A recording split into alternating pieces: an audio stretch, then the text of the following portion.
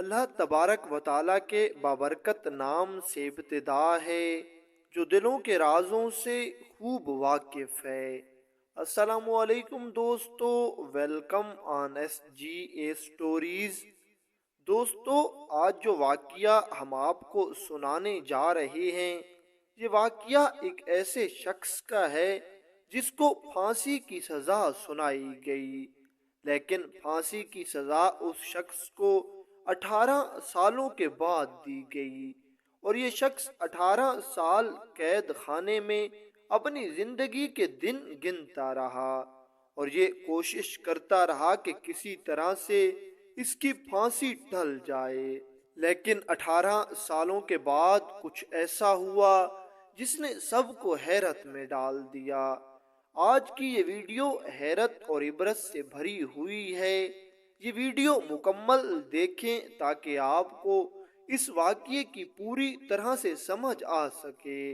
ناظرین محترم، اگر ہم حجاز مقدس سے طائف شہر سے ساؤتھ یعنی جنوب کی طرف سفر کرتے ہیں تو ہم ایک پہاڑی سلسلہ پاتے ہیں اور یہاں پر چھوٹے چھوٹے گاؤں ہیں۔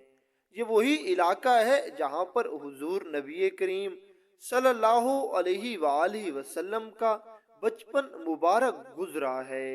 یہ وہی علاقہ ہے جس جگہ پر حضور نبی کریم صلی اللہ علیہ وآلہ وسلم کی رضائی والدہ جناب حلیمہ سعدیہ رضی اللہ تعالی عنہا رہتی تھیں۔ اس علاقے سے ذرا نیچے چلے جائیں تو آپ کو کچھ علاقے نظر آئیں گے۔ پہاڑوں کے اس سلسلے میں آج بھی یہاں پر آپ کو بدو بکریاں چراتے ہوئے مل جائیں گے۔ اب اس علاقے میں ایک ابو مسعود نامی چرواہا رہتا تھا۔ یہ چرواہا روزانہ صبح کو بکریاں چرانے کے لیے جاتا اور شام کو واپس گھر آتا تھا۔ ایک دن کچھ یوں ہوا کہ یہ ابو مسعود چرواہا شام کو واپس گھر نہیں آیا، لیکن اس کی بکریاں چونکہ عادی تھیں اس لیے یہ شام ڈھلتے ہی اپنے گھر واپس آ گئیں۔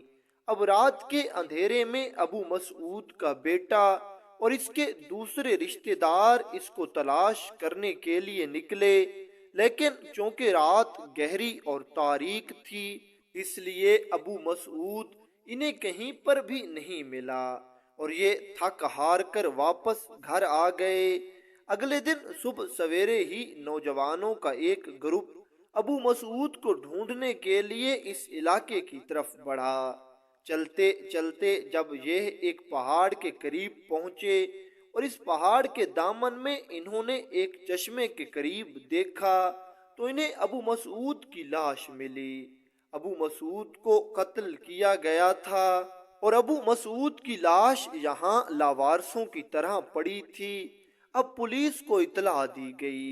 حالات و واقعات اور تمام ثبوت اور گواہ یہ بات واضح طور پر کہہ رہے تھے کہ اس کو کسی دوسرے چرواہا نے قتل کیا ہے۔ اچھا، یہ وہ دور تھا جب چرواہوں کے درمیان لڑائی ایک عام بات تھی۔ لوگوں میں یہ بات پائی جاتی تھی کہ چرواہے آپس میں لڑ پڑتے ہیں اور ان کے لڑنے کی وجہ بھی کوئی خاص نہیں ہوتی، بس یہی خاص بات تھی کہ کوئی کہتا تھا کہ چشمے سے پہلے پانی میں اپنی بکریوں کو پلاؤں گا، تو دوسرا کہتا تھا نہیں، پہلے میں اپنی بکریوں کو پانی پلاؤں گا، اور اسی طرح ان دو چرواہوں کے درمیان جھگڑا ہو جاتا، لیکن یہ جھگڑا چھوٹا اور معمولی ہوتا اور اسی وقت یا ایک آدھ دن کے بعد یہ جھگڑا خود بخود ختم ہو جاتا تھا۔ کبھی کسی نے سوچا بھی نہیں تھا کہ دو چرواہوں کا جھگڑا کبھی اتنا بھی بڑھ سکتا ہے کہ ان میں سے ایک چرواہے کو اپنی جان سے ہاتھ دھونا پڑے۔ پولیس نے تحقیقات شروع کر دی۔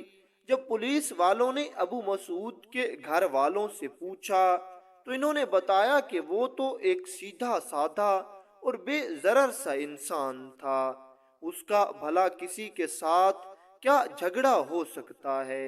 ہاں، وہ فلاں اشخاص کے ساتھ بکریاں چرانے جاتا تھا۔ آپ ان سے کچھ معلومات حاصل کر سکتے ہیں۔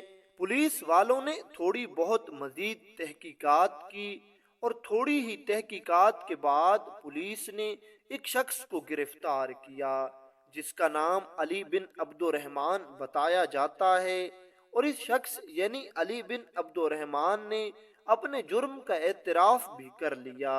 اب علی بن عبد الرحمن پر مقدمہ چلا اور علی بن عبد الرحمن کو قاضی کے سامنے پیش کر دیا گیا۔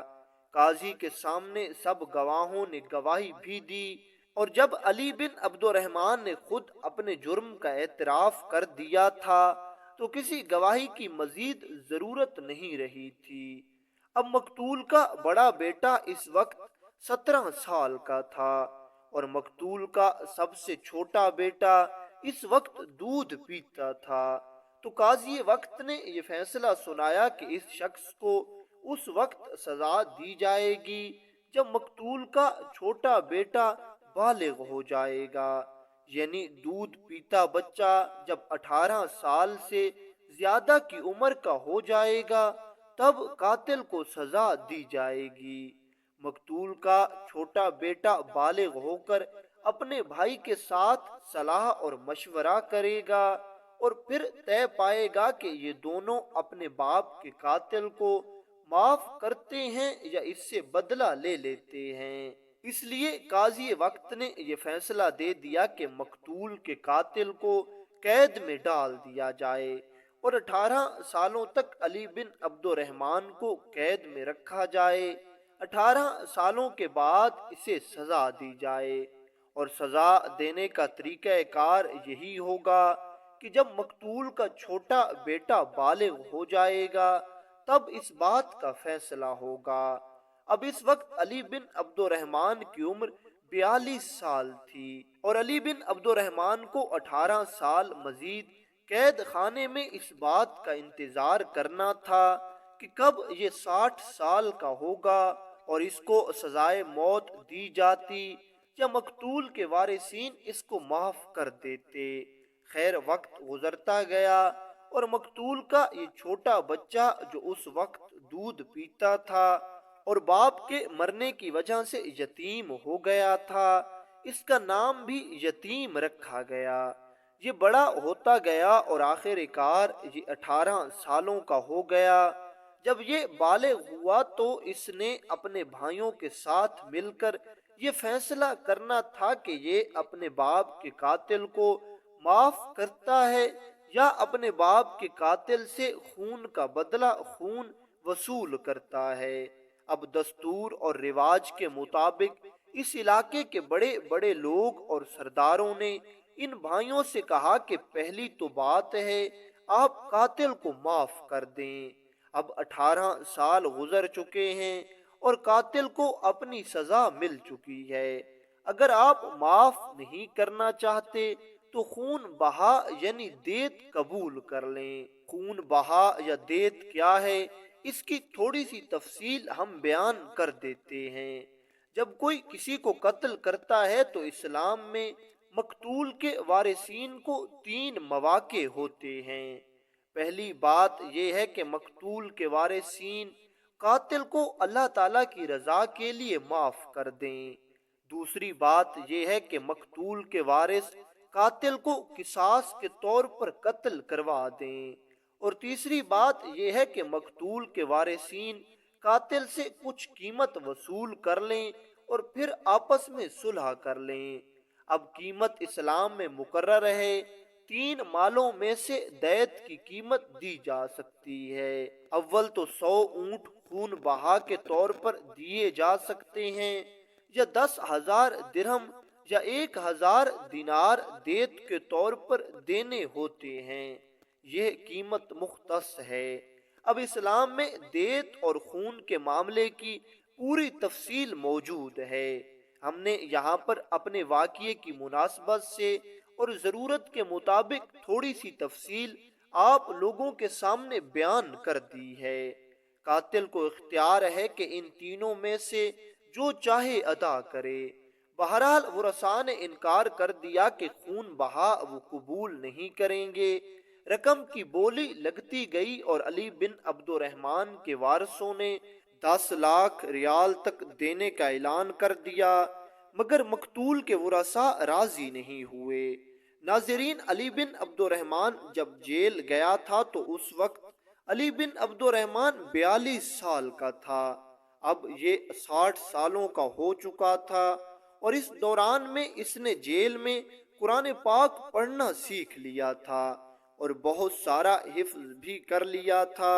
اب وہ وقت آ چکا تھا جب علی بن عبد الرحمن کی قسمت کا فیصلہ ہونا تھا، کیونکہ مقتول کا چھوٹا بیٹا اب بالغ ہو چکا تھا۔ اب وہ اپنے باپ کے قاتل کے بارے میں فیصلہ کر چکا تھا۔ ادھر اس کے قبیلے کے لوگ مسلسل معافی کے لیے بھاگ دوڑ کر رہے تھے، مگر اس کی کوئی صورت بنتی نظر نہیں آ رہی تھی۔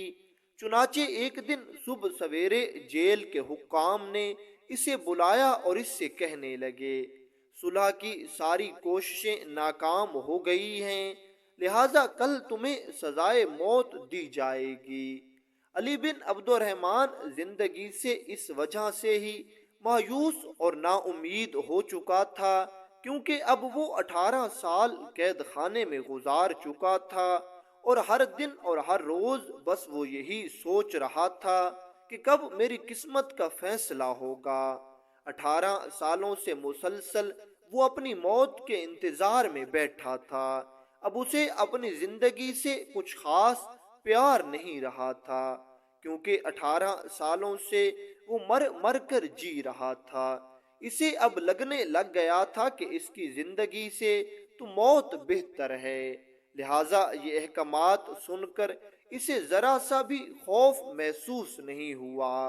اب اسے یقین تھا کہ کل اس کی زندگی کا آخری دن ہوگا۔ اس نے اپنی آنکھیں بند کر لیں اور دیوار سے ٹیک لگا کر بیٹھ گیا، ماضی کی یادوں میں کھو گیا۔ اسے جتنا قرآن پاک یاد تھا یہ پڑھنے لگا۔